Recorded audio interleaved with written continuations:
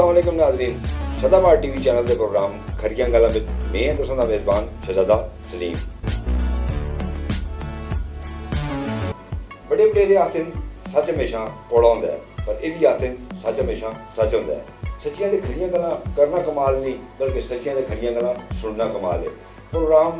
खरियां गल्लां विच असीं मिलासां तुसां नामवर सियासतदाना ते मुख्तलिफ अदारे के सरबराहां नाल ते गल्लां करसां तुसां दरपेश सारे मसले दियां। सदाबहार टीवी ते देखते रहो प्रोग्राम खरियां गल्लां और वो भी शहजादा सलीम नाल।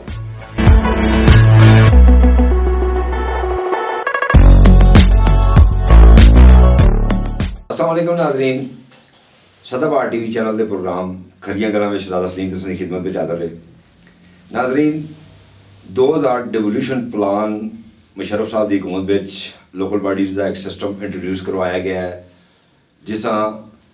14 अगस्त 2001 में बकायदा एक ऑर्डीनेंस की शक्ल में वो कानूनी शक्ल अख्तियार कर गया। उस प्रोग्राम का बुनियादी मकसद devolution of power down to the lowest level, यानी इक़्तिदार की निचली सतह पर मुंतकिली है। 2013 में दोबारा इस लोकल बॉडीज़ के सिस्टम में एक तरमीम करके इलैक्शन का इनकाद किया गया लोकल बॉडीज़ का, जोड़े 2015 में जिन्होंने इनकाद होया। दोबारा हुण फिर अमेंडमेंट एक्ट 2019 लोकल बॉडीज़ बुनियादी जमहूरीत के जोड़े साढ़े अदारे ने उन्होंने एक कानून पास करके इनकाद किया जा रहा है इंतखाबात का। इसके बुनियादी जोड़े मकासद है कि मरकज़ और सूबे तो कुछ इंतज़ामी, माली और सियासी इख्तियार मुंतकिल होने ज़िला, तहसील और यूनियन कौंसल लेवल पे, लेकिन मौजूदा जो सिस्टम इंट्रोड्यूस करवाया गया है इस पर ज़िला दी कौंसल तो ख़त्म कर दी गई, तहसील की कौंसल और विलेज और नेबरहुड की जी अर्बन एरियाज़ के एरिया इलाके ने उन्होंने उसते नेबरहुड के जोड़े एक बड़ी तश्कील दी गई है। आया इस प्रोग्राम के तहत कि डिवोल्यूशन ऑफ पावर जी है कि इक़्तिदार की निचली सतह मुंतकिली ये मुमकिन हो कि या नहीं, इस बारे में गलबात करने से अपने स्टूडियो में असा जिस मौजूद मेहमान अज दावत दी है उन्होंने तलक पाकिस्तान तहरीक इंसाफ नाल इसाक ज़करिया साहब साबिक तहसील एबटाबाद के नाज़म रह चुके हैं, वासा के चेयरमैन भी रहे हैं और हालिया इंसाफ वेलफेयर ज़िली तंजीम के ज़िली सदर भी हैं। स्टूडियो के चैनल के प्रोग्राम खरियां गल्लां विच असीं तुसां हर कदे जी आए नूं आखने आं। बिस्मिल्लाहिर्रहमानिर्रहीम। बहुत शुक्रिया जी सदाबहार टीवी की पूरी टीम का और तुस्ता कि तुसा अपने प्रोग्राम में मदऊ कीते और कुछ गलबात करने का मौका दिता। तो इस तरह मैं तुझी पूरी टीम का शुक्रिया अदा करना और मुबारकबाद पेश करना कि तुम एक प्रोफेशनल लोगों की टीम उन्हें एक अच्छा सैटअप कह दे और एक अच्छा स्टेप नाल एक नवा अंदाज नाल उसे आए मीडिया और एंटरटेनमेंट की दुनिया में। तो असी बड़े पूरी उम्मीद है कि एक प्रोफेशनल लोग जो प्रोफेशनल लोगों की टीम है ये इस इदारे को भी बेहतर करसी और इस शहर की आवाम जो गए और जितनी भी क़यादत है या जितनी भी इंतज़ामिया है उस जो बेहतर रोल प्ले करसी। बहुत बहुत शुक्रिया तुसां इसाक ज़करिया साहब। इसाक ज़करिया साहब, सब तो पहले तो मैं तुसां कोलों पुछदा कि तुसी अमली सियासत में कदों ते किस तरह आए हो? जी तुसा बड़ा अच्छा सवाल किया। अमली सियासत में काफ़ी अरसा पहले यानी 2015 के जो बल्दियाती इलैक्शन से जियां तुसी हुण गल करदे असे लगे दे 2015 के बल्दियाती इलैक्शन में मैं एमफिल का स्टूडेंट आसा और कैपिटल टीवी इस्लामाबाद में असाइनमेंट एडिटर काम करता सन। अच्छा। ते वो चूँकि मेरी एमफिल जी है वो मास कम्युनिकेशन में ही सी। माशाअल्लाह। ते मास कम्युनिकेशन की एमफिल के दौरान मीडिया का एक्सपीरियंस हो रहा सा ते वो माड़ा प्रोग्राम कोई ऐसा मतलब इलैक्शन का ना सा। अच्छा। स्टूडेंट लाइफ में गवर्नमेंट कॉलेज एबटाबाद या ज़ारा यूनिवर्सिटी या मतलब यूनिवर्सिटी कॉलेज में पार्टीज नाल अटैचमेंट जरूर रही है, हमदर्दियाँ जरूर रही हैं। अच्छा। लेकिन किसी तरह भी प्रैक्टिकल पॉलिटिक्स का ऐसा ना सा। अच्छा। तो वो अचानक एक लोगों का संगिया दोस्तों का वो ग्रुप बैठे दा सा तो उन्होंने कहा है कि इलैक्शन लड़ो तुसी तो मैं आखे महीना लड़ता चूँकि यार एमफिल करनी है फिर पीएचडी करनी है और इस तरह सो ऑन। मैं अपना कैरियर जो है उस तरह कंप्लीट करके एजुकेशन ते फिर कुछ सोच सकता। अच्छा। लेकिन दोस्तों यारां दे सारे में प्रेशर ते वो सारा इस तरह से स्टूडेंट सियासत लाइफ विच। दे दौरान ही सियासत विच इन होने दा एक मौका मिल गया ते उस उत्ते अल्लाह पाक बड़ा करम कीता। पहले यूनियन काउंसिल दा इलेक्शन लड़या पाकिस्तान तहरीक इंसाफ ते उस तो ते अल्लाह पाक उस विच कामयाबी दी थी। फिर जिसको आजकल तुसी सिटी मेयर इस सीट को आखते हो या मेयर एबटाबाद या तहसील नाज़िम एबटाबाद, अच्छा, उस तरह इलेक्शन लड़े ते अल्लाह पाक एक वोट तो उसकी भी कामयाबी चाह दी थी माशाअल्लाह। ते अल्लाह पाक दा खुसूसी करम सा। इस तरह बस सियासत दा दिन ब दिन जेह्ड़े वो इन्वॉल्व होने लगे और पता ही नहीं लग्या कि सियासत विच जेह्ड़े वो 5-7 साल गुजर गए। अच्छा अच्छा। साहब ज़करिया साहब अपने दौरे निज़ामत विच तुसां किहड़ी तरक्याती काम कराए कि जिन्ना तुसीं फखर नाल आहो को कि इसाक ज़करिया दे कारनामे ने? बड़ा अच्छा उसका सवाल है जी कि तहसील निज़ामत के दौरान क्या कुछ कीते। तहसील निज़ामत के दौरान अगर तुसी सिर्फ एबटाबाद दी तहसील निज़ामत जिहड़ी है उसको देखो तो पूरे सूबे विच जिहड़ा बैनुल अक़वामी इदारें दी रिपोर्ट असी, अच्छा, उस which ever best tehsil Nazim of the KPK भी डिक्लेयर होया माशाअल्लाह जी। यानी 1947 तो कहन के 2019 तक KPK दी हिस्ट्री दा बेस्ट तहसील नाज़िम जो है बाज़ बैनुल अक़वामी इदारे भी उसको डिक्लेयर किए उसकी रिपोर्ट्स मौजूद हैं। अच्छा। बहरहाल ओवरऑल जो प्रैक्टिकल जिस तरह आवाम को फ़ायदा होया है, जिस तरह एबटाबाद शहरियन पता उसी अच्छा, वो ज़्यादा बेहतर फैसला कर रखते हैं। एबटाबाद जिस वेले तहसील गवर्नमेंट बनी असी तो लोगों त्रीए दड़े 5वें दड़े 10वें दड़े पानी मिलता सा। अच्छा, फारा चौक बंद, सारे रोड बंद, एहतजाज मावा भैना कुंजां चू लेके एहतजाज कर दी होंगी असी। अच्छा, तहसील गवर्नमेंट बनने तो बाद ऑन रिकॉर्ड है कि एबटाबाद विच जेह्ड़ा 13 दिन बाद पानी आंदा सी उसको असी दूए दिन तक आया से। अच्छा, और उस तो बाद अज तक तुसें एबटाबाद शहर विच पानी दा मसला ना सी। तुसी सारे लोग जेह्ड़े बड़े भरा दोस्त मावा भैना लाइव देख भी रहे उसन ठीक है। या देखसन भी ते उन्हां इस गल्ला दा बिल्कुल अंदाजा भी उसी और याद भी उसी कि एबटाबाद विच पानी दा कितना बड़ा मसला सा जाहिर। और अल्टरनेट पानी दी लाइन दे के एबटाबाद दा पानी दा मसला कम से कम मुस्तकिल बुनियादां दा हल कर छोड़िया सा। अच्छा, एबटाबाद विच बहुत सारे मसाइल से तुसी जनाब पार्क को देखो सुन के एक वो जिस वेले असी आए थे जंगलात नजर आंदे से ठीक है। ते हुण तुसी उस जुल के देखो बैठना दा दिल करदे। तुसी देखो एबटाबाद विच एक डेवलपमेंट दा नया रेवोल्यूशन असी कहने के आए हां। असां एबटाबाद दी अगर ओवरऑल डेवलपमेंट दी मैं गल करां तो चूंकि टाइम बड़ा तुसां कोल घट्ट होसी, ठीक, 540 वाटर सप्लाई स्कीमां सिर्फ एबटाबाद दी गिरदोनवा विच असां कंप्लीट कीतियां। अच्छा, जिहड़ी कि रिकॉर्ड है कि इस तो पहले तुसां ऑन दा रिकॉर्ड ना मिल सी कि कोई तहसील नाज़िम इतने बड़े लेवल तक काम कर रखदे। ठीक, 247 असां राबता सड़कां जिहड़ियां बिलखसूस ग्रावां दियां आसियां वो असां नवीं सड़कां बनाईयां। अच्छा, 100 तो 150 के दरमियान असां सड़कां जिहड़ियां पुरानियां सड़कां सी उन्होंने पुख्ता कीते। अच्छा, असां 412 जेह्ड़ा है वो गलियां मतलब छोटे छोटे बहुत सारे अजे कम्म असें के जेह्ड़े असां कीते ठीक है। 7 असां जेह्ड़े न वो ग्राउंड बनाए एबटाबाद दे मुख्तलिफ मज़ाफात एरिया विच कोई ग्राउंड से बड़ा मसला सा। अच्छा, 5 जदीद तर्ज दे कम्युनिटी सेंटर जेह्ड़े असां एबटाबाद विच बनाए जिन्हां विच LCDs तुसां इत्थै अगर मैं इस वेले असीं नवां शहर विच मौजूद हां ते टोडयाल दा कम्युनिटी सेंटर तुसां कोल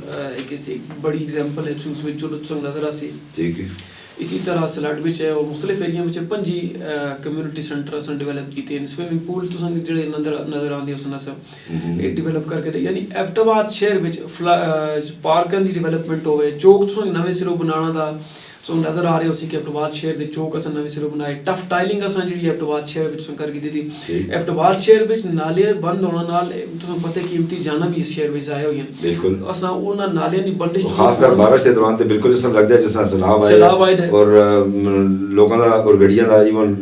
मनसेरा रोड तो गुजरना बहुत मुश्किल है। लेकिन तुसी देखो कि कैंट जब दी तहसील गवर्नमेंट आई है तो तहसील गवर्नमेंट ते एरिया विच नाले बंद नजर ना आसन। तुसी उसको कंफर्म देख के नो कि वो जितने नाले दी बंदिश नजर आसी तुसां वो कैंट बोर्ड दे एरिया विच नजर आसी क्योंकि कैंट बोर्ड दे एरिया से कोल ना सा। इस वास्ते बेसिकली मीरपुर कैनाल आई और फिर जापोल कैनाल आई और मेन बाजार त्रियां होते इनक्रोचमेंट हुई है, तजावज़ात हुई ने और यही मेन वजह बड़ी है और ये तजावज़ात खत्म करने से कोई किरदार तुसां अदा कीता है? देखो जितनी इनक्रोचमेंट्स हैं वो जो नाले बंदिश है वो कैंट दे एरिया विच है। ਜਿਹੜੇ ਨਾਲੇ ਬੰਦ ਹੁੰਦੇ ਸੇ ਮੈਂ ਤੁਹਾਨੂੰ ਮਿਸਾਲ ਚਾ ਦੇਣਾ ਜਿਹੜੇ ਨਾਲੇ ਐਬਟਬਾਦ ਸਿਵਲ ਏਰੀਆ ਵਿੱਚ ਜਾਂ ਤਹਿਸੀਲ ਏਰੀਆ ਵਿੱਚ ਬੰਦ ਹੁੰਦੇ ਸੇ ਸੀਨਾ ਲੈਬਾਰਟਰੀ ਵਾਲਾ ਨਾਲਾ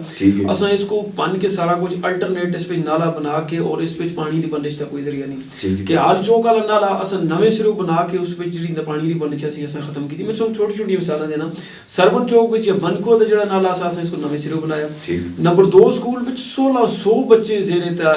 तालीम से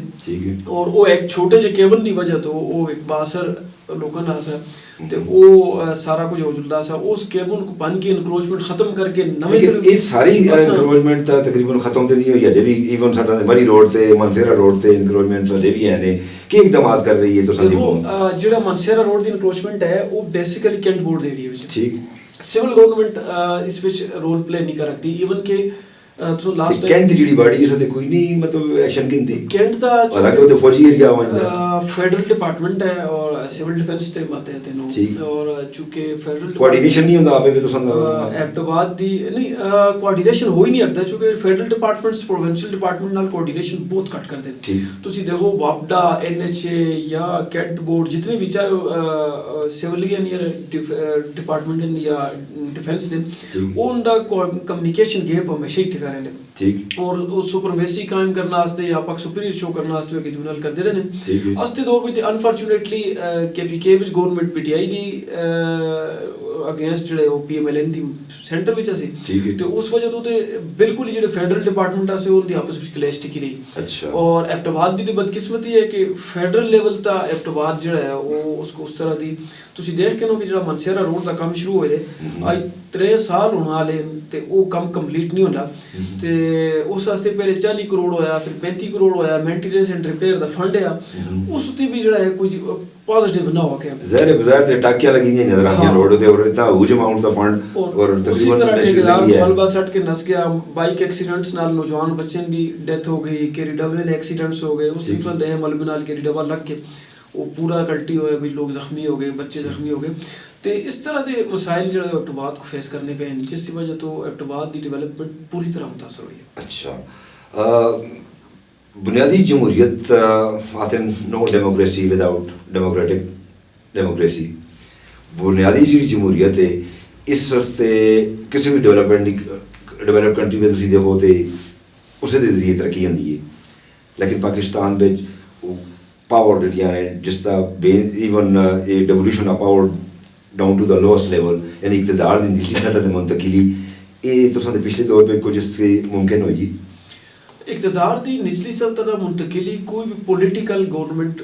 उसको अफोर्ड नहीं करती स्पेशली सूबा और मरकज़ चूँकि 18वीं तरमीम तो बाद सूबे को इख्तियार चले गए और चाहे सूबे में जिस दी हुकूमत भी हुई है चाहे वो जिड़ी मर्जी तुसी जमात कहनो तो उस लोकल गवर्नमेंट को या मकामी हुकूमत ने निज़ाम को सपोर्ट नहीं किया और मकामी हुकूमत का सब तो बड़ा इख्तलाफ जो है वो ब्यूरोक्रेसी नाल हमेशा तो हुण ते बाकायदा कानून बन गया ना हुण ते तुसां एहतजाज भी करना चाहिए कि ज़ाहिर है असां कोल ऑलरेडी कानूनी हक भी है राइट्स हुण तुसां कोल देखो कानूनी राइट्स या कानूनी हक जड़ा है वो उथा इस ऑर्डिनेंस ਦਾ ਫਿਰ ਮਕਸਦ ਹੀ ਫੋਦਾ ਹੁੰਦਾ ਅਗਰ ਤੁਸੀਂ ਡੈਲੀਗੇਟ ਦੀ ਪਾਵਰ 140 ए तले ये सारा कुछ है सुप्रीम कोर्ट ते डिसीजन है सारी चीज है ठीक है लेकिन वेरी अनफॉर्चुनेट के पॉलिटिकल गवर्नमेंट नाल ब्यूरोक्रेटिक जेड़ा स्टाइल है ना वो इस सिस्टम को सपोर्ट नहीं करता क्योंकि सिस्टम ब्यूरोक्रेसी या ब्यूरोक्रेटिक स्टाइल को सूट नहीं करता ਤੁਸੀਂ ਹੁਣ ਦੇਖੋ ਉਸ ਦੀ ਮੈਂ ਤੁਹਾਨੂੰ ਇੱਕ ਬੜੀ ਇੱਕ ਮਿਸਾਲ ਚਾਹ ਦੇਵਾਂ ਕਿ ਤੁਸੀਂ ਜਿਹੜਾ ਤਰਮੀਮੀ ਐਕਟ 2019 ਹੈ ਉਸ ਵਿੱਚ ਡਿਸਟ੍ਰਿਕਟ ਨਾਜ਼ਮ ਦਾ ਟੀਰ ਖਤਮ ਕਰ ਛੋੜੇ ਠੀਕ डिस्ट्रिक्ट नाज़म का टीर सिर्फ एक ही चीज़ वास्ते ख़त्म किया गया है कि जो ब्यूरोक्रेटिक स्टाइल है उसको फैसिलिटेट किया जुले वो इस तरह फैसिलिटेट किया जुले कि डिप्टी कमिश्नर दी ACR डिस्ट्रिक्ट नाज़म मुशर्रफ दौर भी लिखता होंदा सा अच्छा DPO दी ACR डिस्ट्रिक्ट नाज़म लिखता होंदा सा मुशर्रफ दौर विच तुसां डिस्ट्रिक्ट नाज़म को जिस वेले उस विच एक्ट भी तरमीम कर करके लेकिन डिस्ट्रिक्ट नाज़म दी पावर खत्म तो ना कर दिया सो बेसिक एडमिनिस्ट्रेटिव यूनिट दा सरबराह ते डिस्ट्रिक्ट नाज़म होंदा डेफिनेटली ते जिस वेले तुसां बेसिक एडमिनिस्ट्रेटिव यूनिट यानी जिसको तुसी डिस्ट्रिक्ट आखते हो उस दा सरबराह ही खत्म कर छोड़े तुसां पुछना मंगना वाले कोई नहीं ग्रास रूट लेवल होते ते फिर तुसां तले क्या पावर रिवोल्यूशन की थी फिर पावर रिवोल्यूशन ते नहीं फिर तुसां एक ड्रामा कीता कि जी ਅਸੀਂ ਨਿਚਲੀ ਸਤਹ ਦਾ ਤੁਸੀਂ ਤੇ ਹੁਣ ਬਿਊਰੋਕ੍ਰੈਟਿਕ ਜਿਹੜਾ ਸਟਾਈਲ ਹੈ ਉਹ ਤੁਸੀਂ ਦੇਖ ਕੇ ਨੋ ਅਗਲੇ ਆਉਣ ਵਾਲੇ ਦੌਰ ਵਿੱਚ सूबाई असैंबली जो बिल पास होसी कि तहसील नाज़म या सिटी मेयर दी सीट भी खत्म कर छोड़ो, ठीक। विलेज नाज़म दी जिहड़ा है वो सीटां रहन, विलेज काउंसलर रहन, क्योंकि उस नाल एसी डीसी एएसपी डीएसपी या जितना ये ब्यूरोक्रेटिक रिजीम है ठीक है। ये उस नाल कंफर्टेबल होना, उसको पूछने वाला कोई नहीं होना। इस पे रुकावट ब्यूरोक्रेसी तरफों आ रही है या एमपीएस एमएनए जेडे मरकज और सूबे में बैठे थे, कौन इस पे रास्ते पे रुकावट है? कानून होने के बावजूद, ऑर्डिनेंस होने के बावजूद कि अख्तियारात की मुंतकिली नहीं हो रही, चाहे वो इंतजामी ने, माली ने या सियासी ने? जितने भी इख्तियारात हैं, देखो जी, जितने ड्राफ्ट तैयार होने जो कुछ भी होता है किसी तुसी हुण केपीके भी ते वो ते मेरा ख्याल लोकल गवर्नमेंट ते चौथे मिनिस्टर आने लगे थे इन 4 सालों में, चौथा साल चलने लगे थे। इसी तरह पिछले दौर में लोकल गवर्नमेंट के मिनिस्टर रहे, लेकिन जितना ब्यूरोक्रेट है वो सारा एक्ट ते चूंकि प्रपोजल नहीं होनी है। पिछला जो एक्ट वो हिफ्जुर रहमान साहब सेक्रेटरी से लोकल गवर्नमेंट ते उन्हें तरतीब चा दिता ते जिहड़ी ब्यूरोक्रेसी दा स्टाइल है वो सिस्टम ब्यूरोक्रेसी के सिस्टम सूट ही नहीं करता। वो इस वास्ते सूट नहीं करता कि ये सिस्टम आड़ के डायरेक्टली इन्वॉल्व होंगे ब्यूरोक्रेसी दे। हुण जिस वेले मकामी हुकूमत का निज़ाम नहीं या डिस्ट्रिक्ट नाज़म या तहसील नाज़म नहीं, तहसील म्यूनसिपल ऑफिसर को, एडी लोकल गवर्नमेंट को, डिप्टी कमिश्नर को, डीपीओ को, एसी को, आप तुसी जितने एक्सियंस हैं इन्हें देख कर इंफ्रास्ट्रक्चर के निज़ाम को पूछना वाला कोई है क्या? कसा आम शहरी दा इतना ये उसको एक्सेस देने नहीं कि उजुल के फाइल खोल के चेक करके डेवलपमेंट तक इतना कम टाइम कंप्लीट होने के बाद आगे 90 दिन के अंदर इलेक्शन कराने होंगे, चाहे मरकज दिन, सूबे दिन या लोकल बॉडी दिन, लेकिन कोई भी हुकूमत जी इख्तियार में बैठी दी है वो इलेक्शन टाइम उत्ते नहीं कराती। इसकी के वजूहत और तुसां इसकी कोशिश क्यों नहीं की? खासकर तुसां दी गवर्नमेंट दी तब्दीली का नारा मार के आई हर शोबे के अंदर, फिर क्यों नहीं तब्दीली आ गई? ये तो बड़ी ज़बरदस्त गल की है जी, चूँकि जो सियासतदान या जो पॉलिटिकल सिस्टम है जिसको तुम डेमोक्रेटिक सिस्टम आखते हो, उस ते बड़ी बदकिस्मती है कि सिर्फ अवाम को 5 सालों में एक ही बार पूछने का मौका मिलना है और वो बस 5 साल वोट दे के फिर उन्हें इंतजार करना पैंदा। पीटीआई का मैनीफेस्टो आसा कि इस मैनीफेस्टो में उन्हें आख्या सा कि असी 90 दिन के अंदर अंदर बल्दियाती इलेक्शन करा लसां, जबकि तुसी देख कर 900 दिन हो गए कि बल्दियाती इलेक्शन 900 दिन तो जायद हो गए नहीं कराए गए। इमरान खान हालांकि तुसें पता है कि फोकल पर्सन से लोकल गवर्नमेंट थे, उनकी स्टेटमेंट होनी ऐसी कि मैं हैरान हूँ कि कोई भी स्टेट बल्दियाती निज़ाम के बगैर चल कैसे सकती है, और आज वो मुल्क की वज़ीर आज़म है तो ये स्टेट लगी थी बल्दियाती निज़ाम बगैर चलती है। और पंजाब में जो बल्दियाती निज़ाम चल रहा सा उसको स्ट्रक डाउन करके मतलब उन्हें करक भेजे, फिर सुप्रीम कोर्ट मुड़ के बहाल की थे, यानी किसी भी सूरत। लेकिन इक़्तिदार में भी खान साहब खुद ही हैं और सूबे में भी तो सारी हुकूमत है, फिर रुकावट की चीज़ है टाइमली इलेक्शन न कराने दी लोकल बॉडीज दे। बेसिकली ये जो से गल करते हो ना, इसमें सब तो बड़ी रुकावट जो है ना वो एमपीएस चाहे जिहड़े भी हैं जिस पार्टी दी भी हैं, चाहे वो पीटीआई दिन या नून दिन या पीपल पार्टी दिन, उनकी पावर शेयरिंग नहीं करते हो। चूँकि जिस वेले डिस्ट्रिक्ट नाज़म आंदा है या तहसील नाज़म आंदा है फिर पावर शेयरिंग होती है, फाइनेंशियल पावर शेयरिंग होती है। तुसें 30% जो अपना फंड देना पैंदा, तुसें बिल पास कीते दिन तुसी 30% फंड भी तले चा दो, फिर पावर शेयरिंग भी तले हो जो है, फिर तुस ते एमपीए या एमएनए दे डेरियां दा ते फिर लोग जुड़ना नहीं शुरू करते। कसा 1,50,000 दी स्कीम चाहिए थे, विलेज काउंसलर, तहसील मेंबर, फिर तहसील नाज़म या डिस्ट्रिक्ट नाज़म कर छोड़ दे, ठीक है, तो फिर केड़ी लोड़ है कि एक आदमी आम आदमी एमपीए बने। और सूबे दी जी असेंबली जोन बेसिकली उनका काम ते लेजिस्लेशन है, कानून साजी करना, डेवलपमेंट जितनी भी होती है डेवलप कंट्रीज के अंदर स्पेशली लोकल बॉडीज के दायरे के जरिए होती है, और हुण बारहा उत्ते तले ऑर्डीनेंस या कानून भी आ रहे हैं, उसके बावजूद क्यों नहीं एहतजाज किया जा रहा? खासकर जो लोकल बॉडीज से लोग इलैक्ट होकर आगे जो दिन असैंबलीज में चाहे डिस्ट्रिक्ट दी है या तहसील दी है या यूनियन कौंसल लेवल दी है,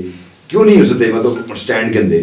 एहतजाज करते? क्या वो अपने जो उन्होंने एमएनएज एमपीएज होंगे ने उन्होंने को फिर खौफजदा ने या वो राय रुकावट बनते हैं या उन्होंने मंजूरी नज़र लोग होंगे उन्हें अपने टिकट की फिक्र होती है? क्या वजह क्यों नहीं हो रहा है सब कुछ?